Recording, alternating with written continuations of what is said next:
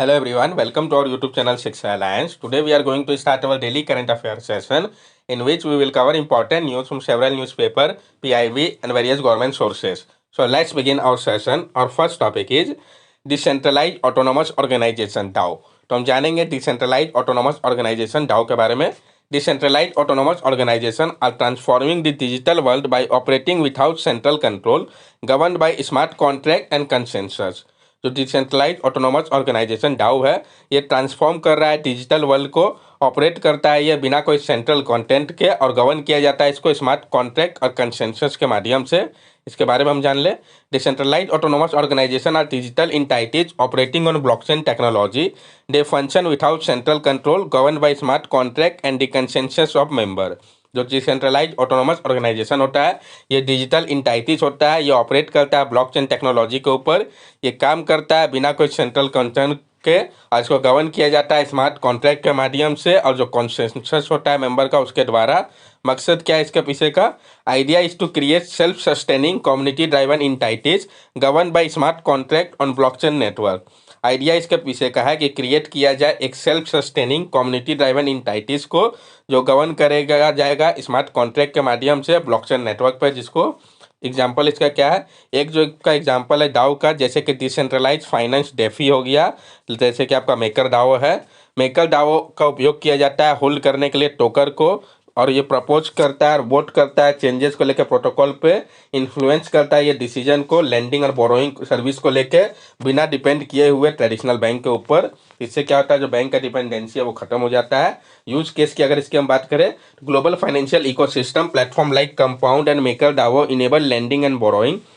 Artist tokenized creation, supply chain management. DAO offer transparency and traceability in global supply chain governance. DAO stock facilitate decentralized governance for internet community. तो अलग अलग use case है इसका. जैसे global financial system के लिए ये जो प्लेटफॉर्म है, जैसे कि कंपाउंड एंड मेकर डाओ, ये इनेबल करता है लेंडिंग और बोरोइंग को. आर्ट के फील्ड में अगर हम बात करें तो आर्टिस्ट टोकनाइज क्रिएशन है ये. सप्लाई चेन मैनेजमेंट के लिए डाउ जो है ये ऑफर करता है सब ट्रांसपेरेंसी को और ट्रेसेबिलिटी को ग्लोबल सप्लाई चेन पे. गवर्नेंस के लिए अगर हम बात करें इसका उपयोग, तो डाउ जो है ये स्टैक करता है, फैसिलिटेट करता है डिसेंट्रलाइज गवर्नेंस को इंटरनेट कम्युनिटी के लिए. क्या महत्व है इसका? Decentralization and democratic governance. ये शिफ्ट कर रहा है पावर को सेंट्रल अथॉरिटी से, प्रमोट कर रहा है डेमोक्रेटिक डिसीजन मेकिंग को, ट्रांसपेरेंसी एंड ट्रस्ट को ला रहा है. स्मार्ट कॉन्ट्रैक्ट इंश्योर करता है ट्रांसपेरेंसी को, रिड्यूस करता है ओपेसिटी को जो कि एसोसिएटेड है सेंट्रलाइज ऑर्गेनाइजेशन के साथ. लेकिन ये वल्नरेबिलिटी है, स्मार्ट कॉन्ट्रैक्ट जो है ये सिक्योरिटी रिस्क के कारण हो सकता है. अब कोई चीज़ अगर उसका बेनिफिट है तो नुकसान भी होगा. इंक्लूसिविटी एंड ग्लोबल कोलैबोरेशन, ये इनेबल करता है ग्लोबल पार्टिसिपेशन को, बूस्ट कर रहा है डाइवर्सिटी और इनोवेशन को. डाओ का मकसद है कि क्रिएट किया जाए ट्रांसपेरेंट, डेमोक्रेटिक और सेल्फ एग्जीक्यूटिंग सिस्टम को. ये चैलेंज कर रहा है ट्रेडिशनल बिजनेस स्ट्रक्चर को. चैलेंजेस क्या है? तो सबसे बड़ा चैलेंज है सिक्योरिटी वल्नरेबिलिटी. तो 2016 में जो डाओ हैक हुआ था, ये चैलेंज करता है इसके लीगल क्लासिफिकेशन को, टैक्सेशन को और लाइबिलिटी को असाइनमेंट के लिए. डिसेंट्रलाइज डिसीजन मेकिंग जो है वो डिस्प्यूट जो है रिजोल्यूशन वो बहुत बड़ा एक चैलेंज है, क्योंकि ये कोई भी गवर्नमेंट इसको कंट्रोल नहीं करता है. तो अगर कोई डिस्प्यूट अराइज हो जाता है तो इसको कैसे सॉल्व किया जाएगा, इसकी सबसे बड़ा इश्यू है. नेक्स्ट टॉपिक है हमारा हेनरी किसिंगर. तो जानेंगे हम इनके बारे में. Henry Kissinger, the influential American diplomat and Nobel peace prize winner, had died at the age of 100. अभी हाल ही में हेनरी किसिंगर, जो कि एक इन्फ्लुएंशियल अमेरिकन डिप्लोमेट और नोबेल पीस प्राइज विनर भी रह चुके हैं, उनका निधन हो गया 100 साल की उम्र पे. पॉलिटिकल इनका जो कंट्रीब्यूशन था वो हम जान ले. तो इन्होंने मदद किया था यूएस डिप्लोमेटिक ओपनिंग के लिए चाइना पे, जैसे कि ऑर्केस्ट्रा सीक्रेट मीटिंग जो कि आपका निक्सन हिस्टोरिक समिट बीजिंग में हुआ था. जो चेयरमैन थे इसके माओ जेडोंग थे. की रोल जो था इनका यूएस सोवियत आर्म के कंट्रोल टॉक के लिए भी था. इन्होंने नेगोशिएट किया था स्ट्रेटेजिक आर्म लिमिटेशन ट्रीटी को, जिसमें सोवियत यूनियन ने रिड्यूस किया था न्यूक्लियर आर्म को. Pioneering subtle diplomacy for conflict resolution, इन्होंने पायनियर किया था सटल डिप्लोमेसी को कॉन्फ्लिक्ट रिजोल्यूशन के लिए. एग्जांपल क्या है? जैसे कि आपका एफर्ट लिया गया था US secretary of state Henry Kissinger के द्वारा 1970 पे, ताकि नेगोशिएट किया जा सके पीस को इजराइल और इजिप्ट के बीच में. किसिंगर फ्लू बैक किया था और फोर्थ बिटवीन जेरूसलम और कैरियो में, और उन्होंने मीटिंग किया था जो लीडर थे दोनों तरफ के, ताकि ब्रोक कराया जा सके एक सीजफायर को, और अल्टीमेटली कैंप डेविड एकॉर्ड हो पाया था. नोबेल पीस प्राइज की अगर हम बात करें तो उनका जो एक्शन था नेगोशिएशन को लेकर सीज फायर का वियतनाम वॉर पे, किसिंगर को मिला था 1973 में नोबेल पीस प्राइज. किसिंगर ने प्ले किया था एक इम्पॉर्टेंट रोल को पेरिस पीस अकॉर्ड के लिए भी, नॉट वियतनाम के सपोर्टेड इंडिया, इन्होंने सपोर्ट किया था भारत को। On is advice US chairman of commerce in 70s established the US India Business Council as per a civil diplomatic conversation as early as 1972. He has advocated for India and Japan to the permanent member of UN Security Council. इनका advice था US chamber commerce के लिए 70 पर, जिसको कि establish किया गया था यूएस इंडिया बिजनेस काउंसिल को। और इन्होंने सिविल डिप्लोमेटिक कन्वर्सेशन के अनुसार एज अर्ली एट 1972 के समय में ही एडवोकेट किया था भारत और जापान के लिए कि इनको परमानेंट मेंबर दिया जाए यूएन सिक्योरिटी काउंसिल का। भारत को तो नहीं मिला। कंट्रोवर्सी की अगर हम बात करें, जो कंट्रोवर्सी है, तो किसिंगर का जो लीगेसी है रिमेन्स कंट्रोवर्शियल है, पोलराइजिंग है यूएस के पॉलिटिक्स को लेके। इन्होंने दोनों ही कंसिडर किया था इफेक्टिव सिक्योरिटी ऑफ स्टेट को, और कंडेम किया था टर्निंग ए ब्लाइंड आई को वॉर क्राइम को लेके, जो कि कमिट किया जा रहा था अमेरिकन अलाइड के द्वारा। इन्होंने सपोर्ट किया था एंटी कम्युनिस्ट डिक्टेटरशिप को लैटिन अमेरिका पे, जो कि अंडरमाइन करता है डेमोक्रेटिकली इलेक्टेड गवर्नमेंट को चिली पे। ये इन्वॉल्व थे यूएस का जो एक्शन था, जो कि सपोर्ट कर रहा था ऑथोरिटेरियन रिजाइम के लिए, जिसके कारण क्रिटिसिज्म और अंडेमनिंग डेमोक्रेटिक वैल्यू हुआ था।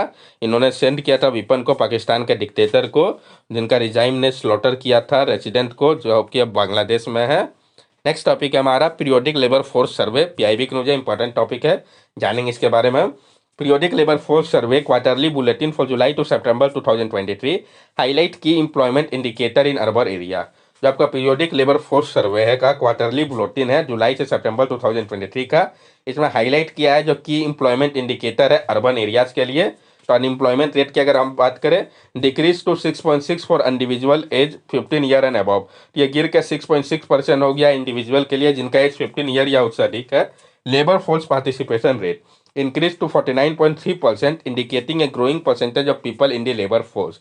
लेबर फोर्स पार्टिसिपेशन रेट बढ़ के 49.3% हो गया है। ये दर्शा रहा है कि ग्रो हुआ है जो परसेंटेज है पीपल का लेबर फोर्स मार्केट के लिए।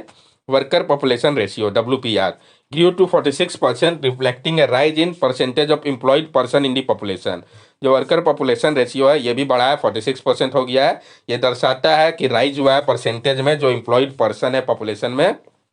इसके बारे में हम जान ले। पीरियोडिक लेबर फोर्स सर्वे को लॉन्च किया गया था अप्रैल 2017 में। ये एक सर्वे है जिसको कंडक्ट किया जाता है national sample survey office under ministry of statistics and programme implementation के द्वारा भारत में। इसका ऑब्जेक्टिव क्या है? एस्टिमेट की employment and unemployment indicator, worker population ratio, labour force participation rate, unemployment rate in a 3-month interval for urban area under current weekly status, and estimate employment and unemployment indicator in both unusual status and current weekly status annually for both rural and urban area। ये estimate करता है जो important employment या unemployment indicator है, जैसे कि worker population ratio, labour force participation rate, unemployment rate, इन सब को बारे में ये बताता है 3 मंथ के इंटरवल पे अर्बन एरियाज के लिए करंट वीकली स्टेटस के अंतर्गत। और एस्टिमेट करता है एम्प्लॉयमेंट और अनएम्प्लॉयमेंट इंडिकेटर को दोनों ही यूजुअल स्टेटस और करंट वीकली स्टेटस के लिए एनुअली, दोनों ही रूरल और अर्बन एरियाज के लिए। Labour force participation rate percentage जो है वर्किंग एज पॉपुलेशन का जिनका एज 15 ईयर या अधिक है, वो आइदर एम्प्लॉयड या अनएम्प्लॉयड है लेकिन इच्छा रखते हैं काम करने का एम्प्लॉयमेंट का। वर्कर पॉपुलेशन रेशियो जो आपका है परसेंटेज होता है ये एम्प्लॉयड पर्सन का पॉपुलेशन के लिए।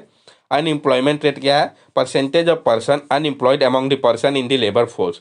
जो अनएम्प्लॉयमेंट रेट है ये परसेंटेज होता है पर्सन का जो कि अनएम्प्लॉयड है अमंग पर्सन में लेबर फोर्स के। एक्टिविटी स्टेटस की अगर हम बात करें तो यूजुअल एक्टिविटी स्टेटस को डिटरमाइन किया जाता है जो बेसिस है लास्ट 65 डेज का उसके अनुसार, जहाँ पे करंट वीकली स्टेटस को डिटरमाइन किया जाता है लास्ट 7 डेज के अनुसार।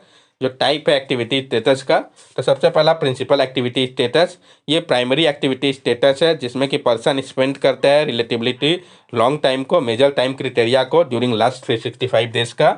सब्सिडियरी इकोनॉमिक एक्टिविटी स्टेटस, ये एक्टिविटी स्टेटस जो है जिसमें कि पर्सन जो है एडिशन में यूजुअल प्रिंसिपल स्टेटस के परफॉर्म करते हैं कुछ इकोनॉमिक एक्टिविटी को 30 डेज के लिए व उससे अधिक के लिए लास्ट 365 डेज के अंतर्गत। करेंटली वीक स्टेटस व करेंट वीकली स्टेटस जो है ये एक्टिविटी स्टेटस को डिटरमाइन किया जाता है जो लास्ट 7 डेज होता है प्रीसीडिंग सर्वे के पहले का उसके अनुसार। नेक्स्ट टॉपिक है हमारा Indian ocean tuna commission, PIB के लिए इंपॉर्टेंट टॉपिक है। Working Party on Data Collection and Statistics of the Indian Ocean Tuna Commission has commenced in Mumbai, organized by the Department of Fishery, Ministry of Fishery, Animal Husbandry and Dairying, Government of India। ये कहाँ पे हुआ, ये important है। जो working party on data collection and statistic of Indian ocean tuna commission था, ये आपका कमेंस हुआ मुंबई पे, जिसको कि ऑर्गेनाइज किया गया था department of fishery, ministry of fishery, animal husbandry and dairying, government of India के द्वारा। टूना और अदर लार्ज पैरालेजिक स्पीशीज जैसे कि आपका ब्लिप फिशेस, शार्क, रेज हो गया, इनका बहुत ही ज़्यादा इंपॉर्टेंट है, इकोनॉमिक इंपॉर्टेंस है। इसमें टूना एलोन कंट्रीब्यूट करता है। एस्टिमेटेड एनुअल ट्रेड वैल्यू जो टूना का है वो $41 बिलियन का था 2018 में। तो आप समझ सकते हैं इकोनॉमी के लिए कितना ज़्यादा कंट्रीब्यूशन है। टूना के बारे में हम जान रहे। Tuna refers to a group of saltwater fish belonging to the Thunini tribe. These fish are known for their streamlined bodies, powerful swimming ability and wide distribution in warm sea. Tuna को हम जानते हैं, ये group है salt water fish का जो कि belong करती है थुनुनी ट्राइब से। ये फिश जाने जाते हैं इनके स्ट्रीमलाइन बॉडीज़ के लिए, पावरफुल स्विमिंग एबिलिटी के लिए और जो वाइड डिस्ट्रीब्यूशन है इनका वार्म सीज पे। Tuna is highly valued in the global fishing industry for its meat, which is commonly used in various cuisine, especially in the form of sushi and sashimi. Some well-known species of tuna include Atlantic bluefin tuna, yellowfin tuna, and skipjack tuna. Tuna का जो है बहुत ही ज़्यादा ये highly valued है global fishing industry के लिए, इसके मीट के कारण ये जाना जाता है। ये कॉमनली यूज किया जाता है अलग अलग क्विजिन में, स्पेशली सुशी या सशिमी तैयार करने के लिए। कुछ जो वेल नोन स्पीसीज है टूना का, जैसे कि आपका एटलांटिक ब्लूफिन टूना हो गया, येलोफिन टूना हो गया, स्किपजैक टूना हो गया। नेक्स्ट टॉपिक हमारा वॉकिंग न्यूमोनिया। तो जानेंगे हम वॉकिंग न्यूमोनिया के बारे में। चाइना को सामना करना पड़ रहा है एक अनयूजुअल सर्ज जो देखा गया है न्यूमोनिया केसेस का, पार्टिकुलरली चिल्ड्रेन पे, जिसने रेज कर दिया ग्लोबल कंसर्न को। ये जो सर्ज हुआ है ये एट्रीब्यूटेड है, जो फैक्टर है जो लिफ्ट किया गया था कोविड-19 रिस्ट्रिक्शन को इस कारण, और जो सर्कुलेशन हुआ नए पैथोजन का जैसे कि influenza, mycoplasma pneumonia, respiratory syncytial virus और सार्स-CoV-2 का, इस कारण ये फैल रहा है। न्यूमोनिया होता है क्या है? तो जो न्यूमोनिया ये आपका माइक्रोप्लाज्मा न्यूमोनिया के कारण होता है, जिसको कि हम वॉकिंग न्यूमोनिया भी कहते हैं। ये एक माइल्ड फॉर्म है इन्फेक्शन का। इसको कैरेक्टराइज किया गया है माइल्ड रेस्पिरेटरी सिम्टम्स के रूप में, और जो बैक्टीरिया है इसके ये और ज़्यादा सीरियस लंग इन्फेक्शन हो सकता है कुछ केसेस में। हाउ इट स्प्रेड, ये कैसे फैलता है? तो जो माइक्रोप्लाज्मा न्यूमोनिया है ये स्प्रेड करता है रेस्पिरेटरी ड्रॉपलेट के माध्यम पे, जहाँ पे इन्फेक्टेड पर्सन कफ या स्नीज करते हैं उसके बाद ही ये फैलता है। कॉमन सिम्टम्स है जैसे कि स्नीजिंग, रनी या stuffy nose, sore throat, watery eyes, wheezing, vomiting या डायरिया हो गया, ये सारे कॉमन सिम्टम्स है अगर आपको होगा तो। ग्रुप्स जो कि हायर रिस्क में है सीवियर इन्फेक्शन का, जिसमें कि चिल्ड्रेन, एल्डरली व वो जिनका वीकेंड लक है वही सबसे पहले ये से सफ़र करते हैं। प्रिवेंटिव मेजर जो कि रिकमेंड किया गया है WHO के द्वारा वो इंक्लूड करता है कि वैक्सीनेट किया जाए, मेंटेन किया जाए डिस्टेंस को इल इंडिविजुअल से, घर में रहा जाए अगर ठीक नहीं है तो, टेस्टिंग और मेडिकल केयर का उपयोग किया जाए, मास्क पहना जाए अप्रोप्रिएटली, इंश्योर किया जाए गुड वेंटिलेशन को, और प्रैक्टिस किया जाए रेगुलर हैंड वॉशिंग को। नेक्स्ट टॉपिक है फास्ट ट्रैक कोर्ट। तो जो यूनियन कैबिनेट है उन्होंने अप्रूव कर दिया कंट्रीब्यूशन को लेकर फास्ट ट्रैक स्पेशल कोर्ट का, जो डेडिकेटेड है एक्सपर्टाइज करने के लिए जस्टिस को सेक्सुअल ऑफेंस के केसेस में, और एडिशनल 3 ईयर का एक्सटेंशन दे दिया मार्च 31, 2026 तक के लिए। लॉन्च किया गया था इसको 2019 में एक सेंट्रली स्पॉन्सर स्कीम के रूप में। जो फास्ट ट्रैक स्पेशल कोर्ट है इसका मकसद है कि स्विफ्टली डिस्पोज किया जाए जो केसेस है जो कि रिलेटेड है रेप से, या जो कि आते हैं protection of children from sexual offence act के अंतर्गत। Department of justice, ministry of law and justice जो है वो देखते हैं इम्प्लीमेंटेशन को इस स्कीम का, और इसको देखा गया है कि जो इस्टेब्लिशमेंट है अभी तक 761 फास्ट ट्रैक कोर्ट का अक्रॉस 30 स्टेट और यूनियन टेरिटरी में कर दिया गया है। ये जो कोर्ट है ये रिजॉल्व किए हैं 1,95,000 से अधिक केसेस को। इसका फोकस है कि इंश्योर किया जाए प्रॉम्प्ट जस्टिस को जो विक्टिम है सेक्सुअल ऑफेंसेस के उनके लिए। नेक्स्ट टॉपिक है हमारा सीताथली वाइल्ड लाइफ सेंचुरी। तो डायरेक्ट क्वेश्चन फ्रेम किया जा सकता है कि ये वाइल्ड लाइफ सेंचुरी जो है ये कहाँ पे लोकेटेड है। नेशनल ग्रीन ट्राइब्यूनल ने स्टेट गवर्नमेंट को 6 मंथ का डेडलाइन दिया है कि वो एड्रेस करे जो इश्यू है जिसके कारण डिले हो रहा है नोटिफाई करने को लेके इको सेंसिटिव जोन स्टेटस को। सीताथली वाइल्ड लाइफ सेंचुरी के लिए जो कि आपका शिवमोगा कर्नाटका में पड़ता है, तो कहाँ पे पड़ता है? शिवमोगा कर्नाटका पे। जो डिले हो रहा है डिटरमाइन करने के लिए कि इकोलॉजिकली सेंसिटिव जोन को, ये रिजल्ट है जो बढ़ा है लैंड यूज चेंजेस और इंक्रोचमेंट इस कारण। सीताथली वाइल्ड लाइफ सेंचुरी जो है ये आपका कर्नाटका का शिवमोगा डिस्ट्रिक्ट में पड़ता है। ये आपका फैला हुआ है 395 स्क्वायर किलोमीटर के एरिया पे, और इसको डिक्लेयर किया गया था 1974 पे वाइल्ड लाइफ सेंचुरी के रूप में। ये इंक्लूड करता है मंडग्रेट नेचुरल बर्ड सेंचुरी को, और ये फीचर करता है टूंगा एनक्वेट डैम को जो कि प्रोवाइड कर रहा है हैबिटेट को ऑटर और वाटर बर्ड्स के लिए। ये आप देख सकते हैं इसको लोकेशन को, कहाँ पे ये लोकेटेड है तो कर्नाटका पे। That's all for daily current affair session. अगर आपको हमारी वीडियो अच्छी लगी हो तो हमारे चैनल सब्सक्राइब करें, हमारे वीडियो को लाइक करें और ज़्यादा से ज़्यादा शेयर करें। These are our social media link. From here also you can stay connected with us and give us your valuable feedback. Thank you and have a nice day.